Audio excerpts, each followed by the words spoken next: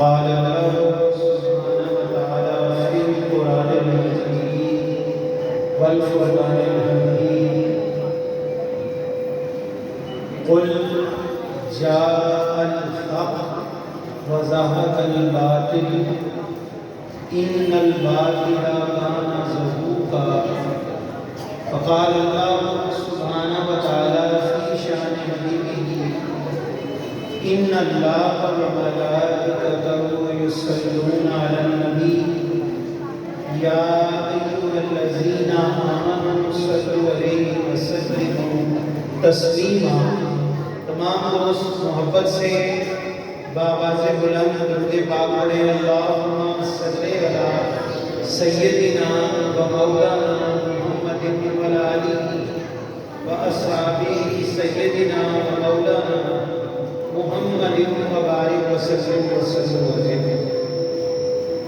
اللہ رب العزت کا بے پایہ فضل و احسان کی اس ذات نے ہمیں آج ربیع الاول کی وہ پرنور گھڑی عطا فرمائی کہ جو گھڑی اس گھڑی کے قریب ہو رہی ہے کہ جو حضور علیہ السلام کی ولادت با سعادت کی گھڑی ہے۔ اللہ نے پیاری بہنوں کو، بیٹیوں کو، دوستوں کو، بچوں کو، ہم سب کو اپنے گھر میں بیٹھ کر اپنا ذکر کر کے اپنے محبوب علیہ السلام کی محبت کا یہ دن منانے اور سیرت مطہرہ کی اس خوب اور نور مجلس کے اندر بیٹھنے کی جو ہمیں سعادت بخشی ہے، یہ سعادت اللہ ہر ایک کو عطا نہیں کرتا، اور جس مجلس میں ہم آ کر بیٹھے ہیں، جو آداب اس مجلس کے ہیں، جب تک ہم ان کو پورا نہیں کریں گے، ملحوظ خاطر نہیں رکھیں گے، نہ تو اللہ کی خوشنودی حاصل ہوگی، نہ محبوب نبی اکرم صلی اللہ علیہ وآلہ وسلم کا ادب و احترام، اس کے تقاضے پورے ہو سکیں گے۔ تو برائے کرم توجہ، زیادہ لمبی چوڑی تقریر نہیں، لمبا پروگرام نہیں، مختصر ترین گھڑیوں میں جو جامع بات ہوگی کہ انشاءاللہ آپ کے سامنے پیش کروں گا۔ پہلے تو اس بات کا شکر ادا کریں کہ اللہ تعالیٰ نے ہمیں ایسے بچوں کے ساتھ بٹھایا جو قرآن اور دین مبین کا علم حاصل کر رہے ہیں۔ وہ آپ کے بچے بھی ہیں، میرے بھی ہیں، ہمارے پڑوس کے بچے بھی ہیں، مسلمان امت کی اولاد ہے، اور یہ وہ نسل ہے کہ اس نسل کا ایک رنگ روپ آپ اگر گلیوں محلوں میں دیکھیں تو اس وقت ایسے بچے بھی ہیں جو نشہ کر رہے ہوں گے، بے حیائی میں مبتلا ہوں گے، گناہوں میں اور بری مجالس میں بیٹھے ہوں گے۔ دوست خاموشی سے بات سنیں، توجہ سے سنیں۔ اور ایک یہ بھی اس نسل کا زاویہ ہے کہ یہ بچے آپ کو قرآن سنا رہے ہیں، نعتیں سنا رہے ہیں، دین پاک میں رسول اللہ صلی اللہ علیہ وآلہ وسلم کی سیرت کے مختلف پہلو ہمارے سامنے اجاگر کر رہے ہیں، اور کتنے خوش نصیب ہیں وہ والدین، وہ اساتذہ، وہ محلے والے جن کو اللہ ایسے بچے عطا فرما رہا ہے۔ 100 بار عطا کر سکتا ہے، 100 بار عطا کر سکتا ہے۔ اس کے محبوب کا شکر ہے کہ اللہ تعالیٰ نے ہمارے بچوں کو قرآن اور دین کی خدمت کے لیے قبول فرمایا، اور اللہ اسی پر استقامت عطا فرمائے۔ حضرات گرامی قدر، اللہ کے محبوب علیہ السلام کی ولادت با سعادت کا یہ مہینہ جس کی ہم خوشی منا رہے ہیں، پہلے تو یہ جانیے کہ میرے آقا نبی اکرم صلی اللہ علیہ وآلہ وسلم آپ کی شان اور قدر و منزلت میرے محبوب علیہ الصلوۃ والسلام کا مرتبہ قرآن اور حدیث کی نگاہ میں کتنا بڑا ہے۔ اللہ تعالیٰ وضاحت کے ساتھ ارشاد فرما رہا کہ وما ارسلناک الا رحمۃ للعالمین، میرے محبوب جہاں جہاں میرے عالمین ہیں، میرے بنائی ہوئی مخلوق ہے، اے میرے محبوب ان تمام عالمین کے لیے تجھے رب نے رحمت بنا کے بھیجا، اور جب تک عالمین ہے تب تک رحمت موجود ہے۔ یہ نہیں ہو سکتا کہ رحمت ختم ہو جائے اور زمانہ رہ جائے۔ حضور کی رحمت ہے تو زمانے کی بقا ہے۔ اسی طرح حضرت امام مالک رحمۃ اللہ فرماتے ہیں، جو آج بہت سارے لوگ یہ بات کرتے ہیں کہ آپ حضور کی کس چیز کی خوشی منا رہے ہیں، کیوں منا رہے ہیں، تو یہاں کوئی مناظر نہیں تیار کیے جا رہے، فتوے نہیں دیے جا رہے۔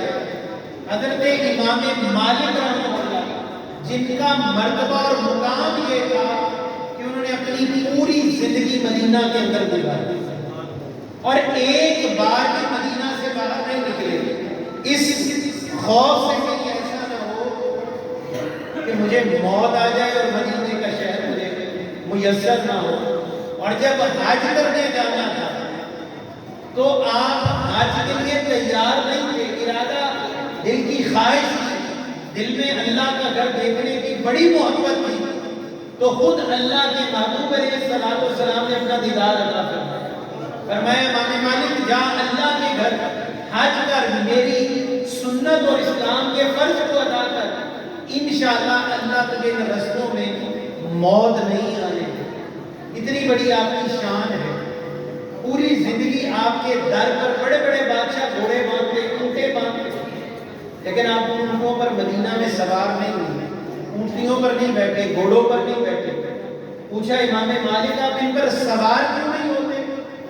تو آپ نے فرمایا مجھے حیا آتی ہے کہ رسول اکرم کا شہر ہو اور مجھے اس بات کا پتہ بھی ہو، خبر بھی ہو کہ اللہ کے رسول ان گلیوں میں چلتے رہے اور میں ان گلیوں میں اونٹ پر یا گھوڑے پر بیٹھ کر چلتا، اور میرا گھوڑا رسول اللہ کے پاؤں پر اپنا پیر رکھے، مجھے اس بات سے حیا آتی ہے۔ قربان ہے، اتنے بڑے امام مالک، حضور کا زمانہ گزر چکا ہے، پون صدی زیادہ گزر چکا ہے، تقریباً 100 سال کی قربت کا دور ہے، اور اس زمانے کے اندر آپ کے ساتھ ابو جعفر جو مسلمانوں قوم بنی امیہ کا بہت بڑا خلیفہ تھا، وہ کسی بات پر الجھ پڑا، امام مالک نے اس کو مسجد نبوی میں بلایا، اور اس طرح بات کرتے کرتے اچانک رسول پاک صلی اللہ علیہ وآلہ وسلم کی مسجد میں اس کی آواز تھوڑی اونچی ہو گئی۔ ابھی ہم بول رہے ہیں نا، ہمیں اس بات کا فکر ہی نہیں،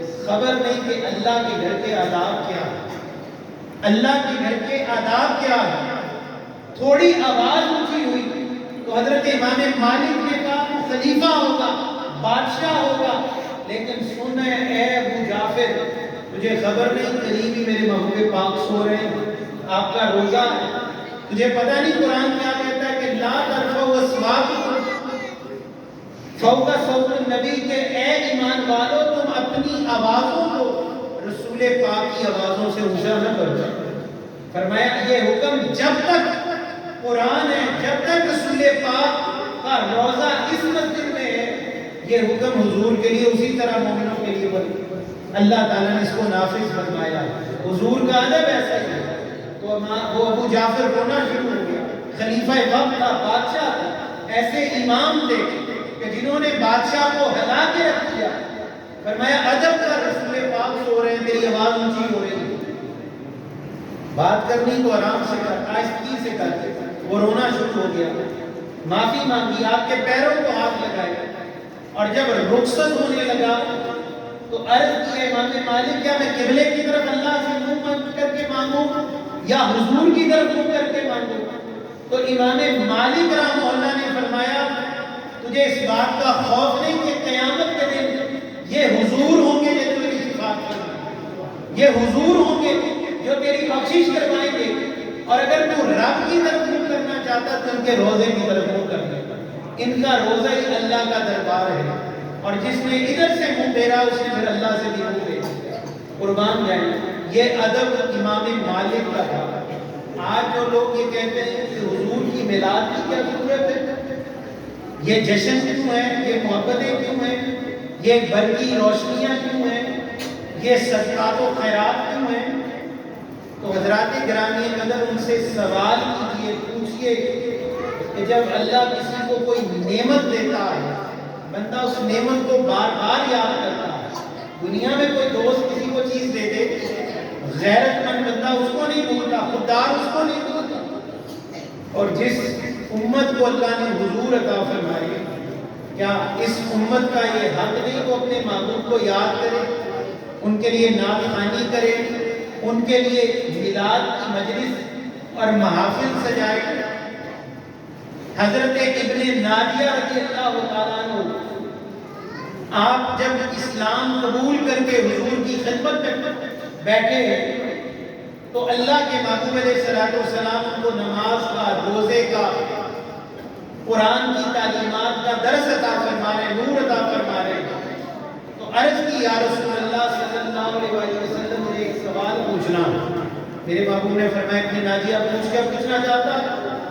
عرض کی یا رسول اللہ میرا سوال یہ کہ جو ہم لوگوں نے زمانہ جاہلیت میں جب ہم نیک نہیں تھے، جب ہم ایمان قبول کرنے والے نہیں تھے، کافر تھے، بت پرست تھے، مشرک تھے، اے اللہ کے محبوب جو اس زمانے میں ہم نے نیکی کی، کہ اللہ اس نیکی کا بھی ہمیں ثواب قیامت کے دن عطا فرمائے. میرے محبوب مسکرائے، فرمایا ابن ناجیہ تو نے ایسی کیا نیکی کی کہ جس نیکی پر تجھے اتنا مان ہے کہ اللہ اس کو قیامت کے دن قبول کرے گا؟ عرض کی یا رسول اللہ صلی اللہ علیہ وسلم میرے والدین آپ پر قربان ہو جائیں. میں نے زمانہ جاہلیت میں کچھ اونٹ خریدے اور ان اونٹوں میں سے 2 اونٹ کہیں بھاگ گئے، رسی کھلی بھاگ گئے. یا رسول اللہ میں ان کے پیچھے تیسرا اونٹ لے کے روانہ ہوا، اس بستی اس بستی چلتے چلتے کئی کوسوں دور جا کے ایک بستی نظر آئی جہاں میں نے اپنے اونٹ پا لیے، پہچان لیے. ایک چرواہے میں میں باندھ کر رکھا تھا، وہ خود پاس بیٹھا تھا. تو میں نے اس کو جا کے اپنا تعارف کروایا کہ میں فلاں بن فلاں ہوں اور میرے اونٹ بھاگے ہیں وہ تیرے اس اونٹوں کے ریوڑ میں شامل ہو گئے ہیں. اس چرواہے نے کہا مجھے کوئی اعتراض نہیں کہ یہ تیرے ہیں، تو لے کر. فرمایا بھی میں اونٹ لے کر چلا نہیں تھا، وہ اونٹ میں نے پکڑے نہیں تھے کہ اچانک اس کے دوسرے خیمے سے آواز آئی کہ اے چرواہے تیرے گھر میں اللہ اولاد دینے والا ہے، تیرے گھر میں اولاد پیدا ہونے والی ہے. تو کہا وہ بڑا خوش ہوا. تو میں نے اس سے پوچھا کہ بھئی اگر تجھے اللہ بیٹا عطا فرمائے تو تو کیا کرے گا؟ اس نے کہا ابن ناجیہ میں یہ زمانہ جاہلیت کے وقت کی بات ہے، ابھی حضور کا دور نہیں آیا، یہ آپ اپنے ایمان لانے سے پہلے کا واقعہ بیان کر رہے ہیں. کہا ابن ناجیہ اگر میں نے اسلام، اگر مجھے اللہ نے بیٹا عطا فرمایا تو میں جشن مناؤں گا، اونٹ ذبح کروں گا، خیرات کروں گا. کہا اگر بیٹی ہوئی تو پھر ہم عرب والے اس کو زندہ درگور کر دیتے ہیں، اس کو زندہ قبر میں گاڑ دیتے ہیں. آپ فرماتے ہیں میری تو روح کانپ گئی، کیونکہ میں جانتا تھا عربوں میں زمانہ جاہلیت میں یہ رواج تھا. آج بھی جو لوگ حج بیت اللہ یا عمرہ کرنے جاتے ہیں، خانہ کعبہ سے بالکل قریب، بہت قریب ایک چھوٹا سا قبرستان موجود ہے جہاں آج بھی ان بچیوں کا وہ قبرستان ہے جن کو عرب زندہ درگور کیا کرتے ہیں، وہ آج بھی موجود ہے جو زمانہ جاہلیت کا تھا. تو آپ فرماتے ہیں انتظار میں بیٹھا رہا. تھوڑی دیر بعد پھر وہ اندر سے آواز آئی کہ اللہ نے تجھے بیٹی عطا فرمائی. اور اس کا چہرہ بگڑ گیا کہ جو میری ماں بہنیں بیٹیاں سن رہی ہیں، غور سے اس بات کو سنیے. دین نے آپ پر کیا احسان کیا، میرے حضور نے آپ پر کیا احسان کیا، اللہ نے قرآن کی صورت میں ہمیں کیا کیا نعمتیں عطا فرمائی. تو فرمایا اے اللہ کے محبوب جب اس کے ہاں بیٹی ہوئی تو میں جان گیا کہ اس کو زندہ درگور کرے گا، مار دے گا. تو میں نے کہا اگر کو زندہ درگور نہ کرے اور مجھے دے دے اور اس کے عوض میں تجھے 2 اونٹ عطا کر دے، کیا تو یہ سودا کرے گا؟ تو اس نے میری عجیب آنکھوں سے میری طرف دیکھا، آپ کا پاگل تو نہیں کہ بیٹی کسی کی اور یہ اپنے گھر لے جا رہا ہے؟ کہ بہرحال اس نے رضامندی اس بات پر ظاہر کی یا رسول اللہ کہ اگر میں تیسرا اونٹ جس پر میں بیٹھ کر آیا وہ بھی دے دوں تو یہ اپنی بیٹی مجھے ادا کر دے گا۔ یا رسول اللہ میں مان گیا، میں نے کہا ٹھیک ہے، تو 2 اونٹ بھی رکھ لے اور تیسرا بھی لے لے، لیکن اس بچی کو نہ مارنا۔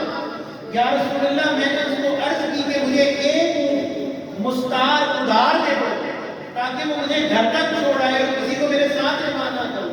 یا رسول اللہ اس بچی کو لے آیا، وہ 3 اونٹ اس کو دے دیے اور محبوب پاک پھر میں نے اس بچی کو پالا، اس کی نگہبانی کی، اس کو کھلایا پہلایا پہنایا، اعلیٰ سے اعلیٰ نعمتیں دی۔ یا رسول اللہ جو وہ بچی تھوڑی بڑی ہو گئی وہ اس قدر مجھ سے محبت کرتی کہ مجھے اپنی سگی اولاد سے زیادہ اس سے محبت کرتی۔ اے اللہ کے رسول پھر تو مجھے چاٹ لگ گئی، مزہ آ گیا کہ یہ ایک بیٹی کی اتنی محبت ہے۔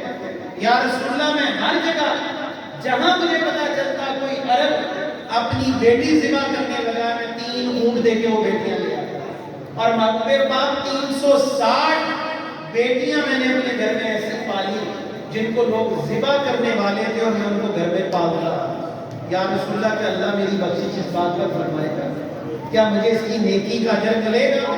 میرے محبوب اٹھے، قربان جائیں، آپ اٹھے، آپ نے حضرت ابن ناجیہ کا ماتھا چوما، گلے لگایا، فرمایا اے ابن ناجیہ اللہ کی عزت کی قسم تیری اس ایک نیکی کا بدل یہ ہے کہ اللہ نے تجھے محمد رسول اللہ سے ملا دیا، اللہ نے تجھے اپنے محبوب کی غلامی عطا کی، اس سے بڑی کوئی اجر ہوگا؟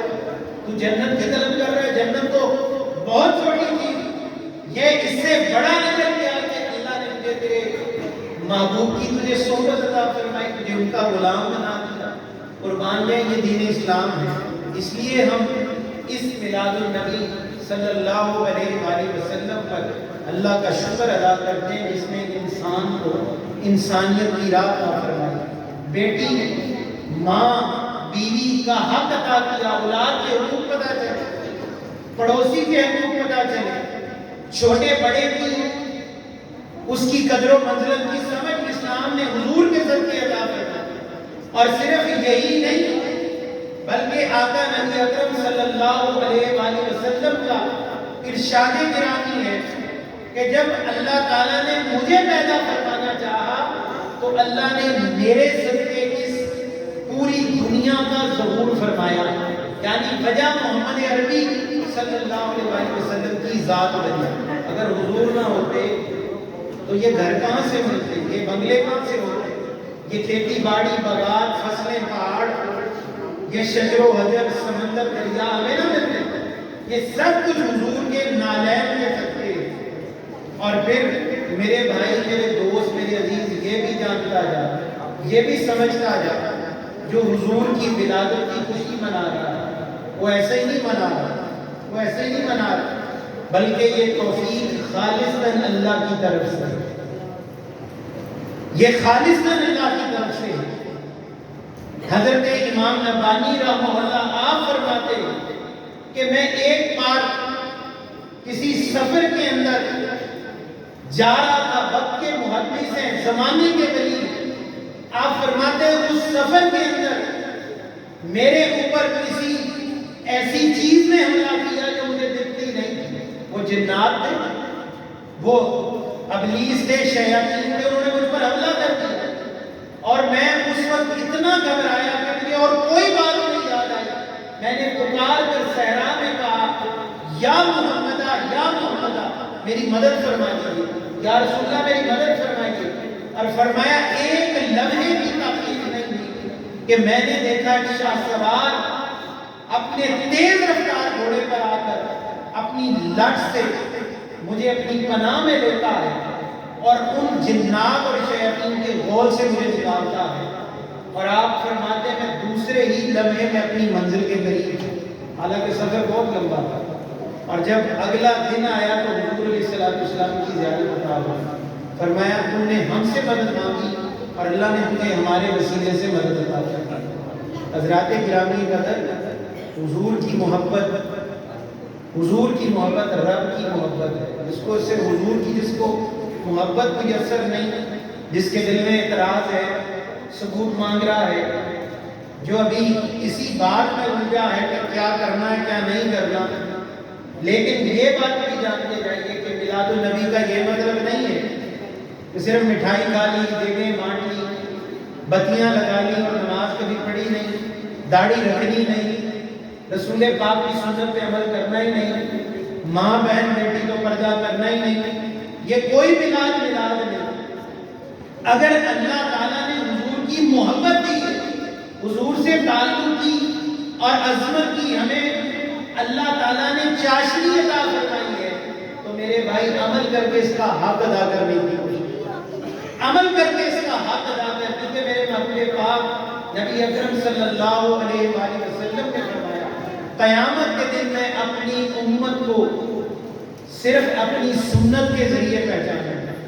اگر سنت کی رغبت نہیں، نہ پہناوا سنت جیسا، نہ گفتگو سنت جیسی، میرے مرشد مربی سیدی مرشدی فرمایا کرتے تو پیر اٹھائے اور مسجد میں داخل ہو جائے، مجھے پتہ ہی نہیں الٹا تھا کہ سیدھا، تو کھانا کھانے لگے مجھے پتہ ہی نہیں بسم اللہ پڑھی کہ نہیں پڑھی، کھانا کھایا اور یہ بھی یاد نہیں کہ شکر الحمدللہ کہا کہ نہیں کہا، تو بولا تجھے پتہ ہی نہیں کہ تو جھوٹ بول رہا ہے، غیبت کر رہا ہے، گالی بک رہا ہے، تو بے حیائی کر رہا ہے کہ اچھی بات کر رہا ہے، پتہ ہی نہیں۔ فرمایا جب تک مومن بندہ نہیں بنتا، اس کے اندر اللہ کے محبوب کی محبت پیدا نہیں ہوتی، اس کی زندگی کے آداب نہیں بدلتے، روزمرہ کے معمولات نہیں بدلتے، معمولات بدلتے ہیں۔ یہ عید میلاد النبی کی اصل محبت یہ ہے کہ آج کے دن یہ عہد کیا جائے یا رسول اللہ ہم آپ کی ہر سنت پر عمل کی کوشش کریں، کہیں انشاءاللہ کہیں انشاءاللہ کہ ہم عمل کریں، بولنے سے پہلے سوچیں گے، اور اگر خدا نخواستہ خطا ہو گئی، جھوٹ بولا گیا، زبان بک بک کر گئی، بے حیائی ہو گئی، توبہ کا دروازہ کھلا، توبہ کریں، لوٹیں، اللہ کی رحمت بڑی وسیع ہے، اور یہ اللہ نے اصول قائم کیا ہے، جو میرے محبوب کا وسیلہ دے کر مجھ سے سوال کرے گا، میں اس کی طلب کو، تمنا کو ضرور پورا کروں۔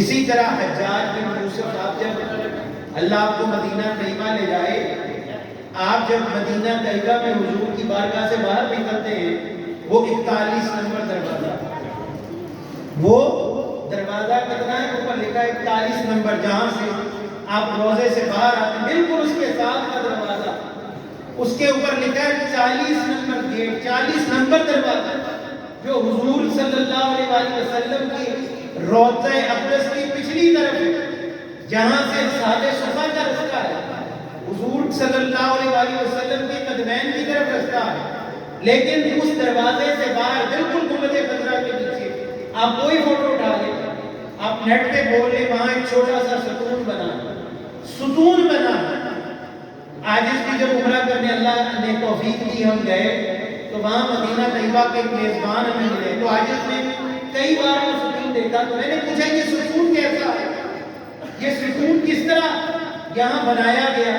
اس دوست نے بتایا کہ یہ ستون حجاج بن یوسف کے دور پہ بنا، اور اس کی وجہ یہ ہے کہ یہاں ایک اندھا نبینہ شخص آ کے بیٹھا ہے، اور وہ روز رو کے کہتا تھا یا رسول اللہ صلی اللہ علیہ وآلہ وسلم میری آنکھیں ٹھیک فرما دے، میری بینائی درست فرما دے، رویا کرتا، پکارتا۔ تو ایک دن حجاج بن یوسف بڑا ظالم تھا، تو اس کی پکار، وہ رو رہا تھا، وہ بھی نماز پڑھ رہا تھا، اس کی پکار اس کی نماز میں رکاوٹ بن گئی۔ اس نے کہا یہ کون رو رہا ہے؟ لوگوں نے کہا یہ ایک نابینا ہے، آنکھیں نہیں ہے، آنکھیں خراب ہیں، بینائی چلی گئی ہے، یہ روز روتا ہے اور اسی طرح زار و قطار ہوتا ہے۔ اور میں اچھا اس کو بلاؤ، تجھے بلایا کہ یہ جو تیرے سامنے شخص کھڑا تو جانتا کون ہے؟ وہ نابینا شخص کہتا مجھے کیا خبر کون ہے، میں تو اپنا درد دکھ لے کے آیا ہوں۔ تو لوگوں نے کہا یہ حجاج بن یوسف ہے، وقت کا حاکم ہے، حاکم مدینہ ہے، وہ کانپنا شروع ہو گیا، پتا تھا یہ ظالم ہے، کوڑے مارتا ہے، چھوٹی چھوٹی بات پہ سر اڑا دیتا ہے۔ تو نبینا شخص کی آواز بند ہو گئی۔ حجاج بن یوسف نے کہا کب سے آ رہا ہے، کب سے آ رہا ہے؟ وہ نبینا شخص رو کے کہتا ہے، اے حجاج بن یوسف 7 سال ہو گئے، 7 سال سے ادھر ہی پڑا ہوں۔ کہا پھر بنائی نہیں آئی؟ کہ نہیں آئی، تلوار نکالی، کا یہ میری تلوار پکڑ لے اور آج کی رات جتنا رو سکتا ہے رو لے، اگر صبح تک تیری آنکھیں نہ آئی، تیری بینائی واپس نہ آئی تو اسی تلوار سے تیرا سر تن سے جدا کرتا۔ اب وہ یہ بات کر کے چلا گیا، اب وہ تو رویا، اب تو وہ تڑپا اور پکار کے کہتا ہے یا رسول اللہ اب تو پہلے تو صرف بینائی کی فکر تھی، اب جان کی فکر ہے، اب تو جان بھی جا رہی ہے، بینائی آئے نہ آئے میری جان مبتلی ہو جائے۔ اور یا رسول اللہ اگر آپ مجھے دونوں ہی عطا فرما آپ کی بارگاہ میں کیا کرتے ہیں؟ بڑے مورخین لکھتے ہیں، بڑی بڑی تفاسیر کی کتابوں میں یہ واقعہ موجود ہے، جب صبح فجر کی ابھی نماز کی اذان نہیں ہوئی تھی، اس کی دونوں آنکھیں روشن ہو چکی تھی، دونوں آنکھیں روشن ہو چکی تھی۔ حجاج بن یوسف آیا، نماز پڑھی، کڑھ کے پوچھ رہا ہے وہ نبینا کہاں ہے جس کی رات آنکھیں روشن نہیں تھی اور کئی سال سے آ رہا ہے؟ وہ آگے بڑھ کے کہتا ہے حجاج بن یوسف میں ہی تھا اور اللہ اور اس کے رسول کا کرم ہوا، رات میری بینائی واپس آ گئی۔ حجاج بن یوسف مسکرایا، کہا تجھے صرف تلوار کا خوف کیا، ورنہ حضور تو بڑے کریم ہیں، تو نے کبھی دل سے مانگا نہیں تھا، لیکن یہ رات جو گزری تو نے دل سے مانگا، تڑپ کر مانگا اور اتنا تڑپا کہ اللہ کے رسول تیری تڑپ کو برداشت نہیں کر سکتے، تجھے آنکھیں عطا فرمائیں۔ میرے بھائی اسی طرح مومن کے اندر تڑپ ہونی چاہیے۔ وہ تو آنکھوں کا نبینا ہے، ہم دل کے نبینا، ہم تو آنکھوں کے نہیں دل کے نبینا، اور دل کی بینائی جس کی چلی جائے تو صرف ایک درد اس کو واپس لاتا ہے، رسول پاک کی محبت۔ اور اگر اس محبت کو ہم نے سینے سے لگایا، اس کو سینے سے کیسے لگانا یہ بھی سن لیں۔ محبوب پاک نبی اکرم، مختصر بات ہے، آخری بات کر رہا ہوں، کوئی لمبا باز بیان نہیں ہے۔ میرے محبوب پاک نبی اکرم صلی اللہ علیہ وآلہ وسلم کے صحابہ کرام مدینہ طیبہ میں ایک گھر میں جمع ہوئے، وہاں بڑے بڑے نیک لوگ موجود ہیں، تو ان میں سے ایک شخص اس کے کہتا دوستو ہم نے اللہ کے محبوب علیہ السلام کا زمانہ دیکھا، کوئی شام سے، کوئی یمن سے، کوئی عراق سے، کوئی حجاز سے، کوئی کہیں سے، کوئی کہیں سے، تو ہر ایک کے پاس کوئی نہ کوئی نصیحت ہوگی۔ تو آج اللہ نے ہمیں اکٹھا کیا، ہم جمع ہوئے، تو آج ہم اس دربار میں جس کے پاس جو نصیحت ہے اس کو وہ بیان کریں۔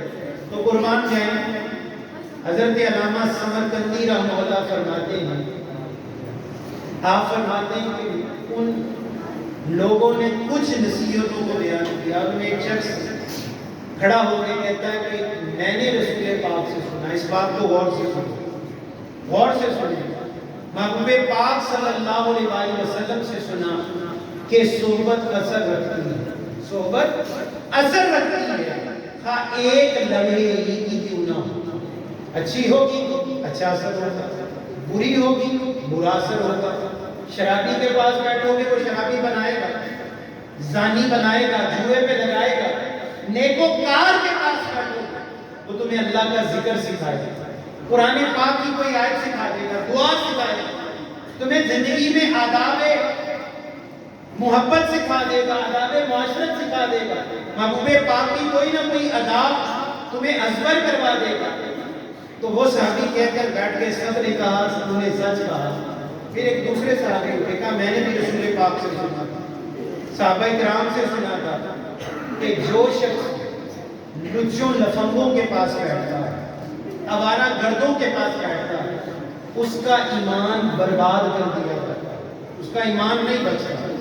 کوئی جتنا مرضی بڑا مفتی ہو، عالم ہو، حافظ ہو، جتنا مرضی بڑے نیت سے نیت ہو، جیسے ہی گندوں کے پاس بیٹھنا شروع ہوگا، فرمایا محبوب پاک نے فرمایا اس کا ایمان برباد ہونا شروع ہو جائے گا اور عنقریب ہو جائے گا، پھر کوئی چیز مانے نہیں ہے، رکاوٹ نہیں ہے۔ سب نے کہا تم نے سچ کہا۔ تیسرا اٹھا، اس نے کہا میں نے سنا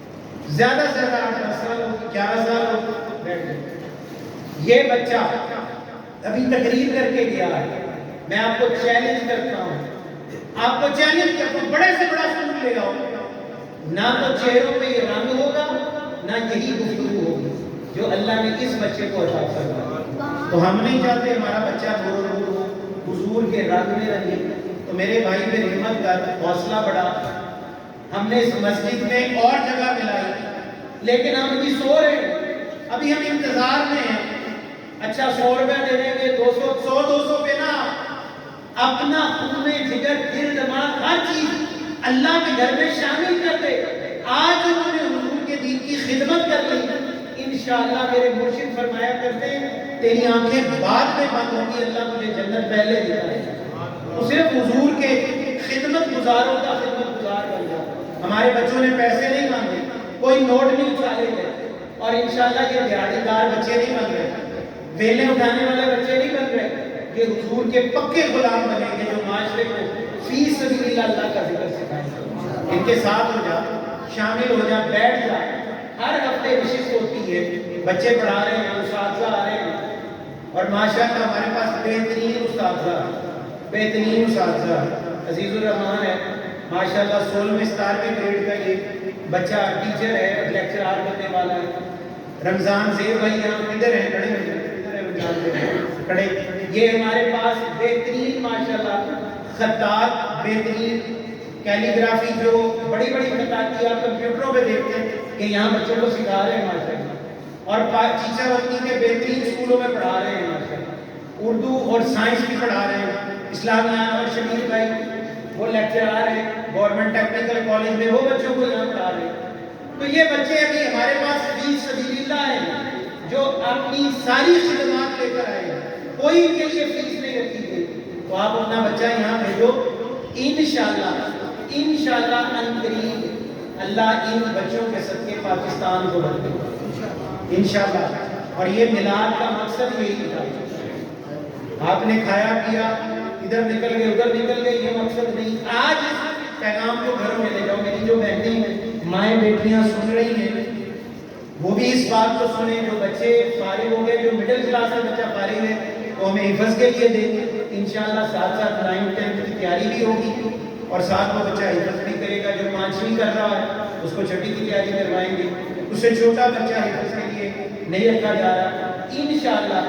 یہ آپ کے 7 والی 7.5 8 مرلے جگہ بڑی جلدی اب اس کو شروع کرنا ہے. آپ اس میں سب تعاون کرو, پوری کوشش کرو اتنی بڑی جگہ ہو جائے کہ جہاں اس شہر کی نہیں پاکستان کا سب سے اعلیٰ ادارہ بنے.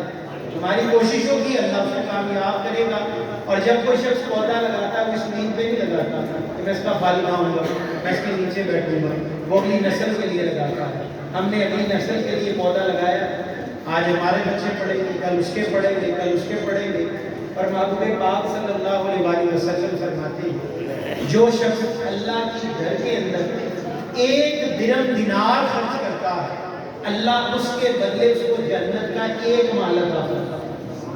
اور اللہ کے رسول سے عرض کی, یا رسول اللہ وہ مال کتنا بڑا ہوگا؟ میرے محبوب پاک فرماتے ہیں 7 زمینوں سے بڑا وہ اس جنتی کا مال ہوگا جس نے اللہ کے گھر میں 1 درہم دینار خرچ کیا. تو آپ اس کے اندر آؤ, خود کھڑے ہو, نگرانی کرو, بناؤ, شریک ہو جاؤ. اور اس کام میں جو اسلامی روحانی مشن پاکستان پیارے پیر مرشد نے جس کا بیڑا اٹھایا ہے, جو کام ہو رہا ہے, نعرے مار مار کے گلے نہیں پھاڑنے کی ضرورت, کسی کو کافر کافر کہنے کی کوئی ضرورت نہیں. پاکستان میں اب وہ فکر لانی ہے اللہ والوں کی فکر, جو پاکستان کو جوڑے گی. اور اس مسجد میں ہر مسلک کا بندہ نماز پڑھتا ہے, اور کسی کے لیے کوئی قدم روک ٹوک نہیں. ہم نے ایسا ہی اپنے ملک کو بنانا ہے کہ ہر مسلمان اللہ کے گھر میں بے فکر ہو کے نماز پڑھے. کوئی جہاں ہاتھ باندھتا ہے باندھے, کوئی جہاں بات کرتا ہے کرے, لیکن بدمنی نہ پھیلائے. اللہ کے گھر میں اللہ کی عبادت کرے, رسول پاک سے محبت کرے, معاشرے سے محبت کرے. بس ہم آپ سب سے یہی امید اور تمنا رکھتے ہیں. اللہ تعالیٰ ہم سب کو ان بچوں کو کامیابی عطا فرمائے. ماشاءاللہ قرآن مکمل کیے.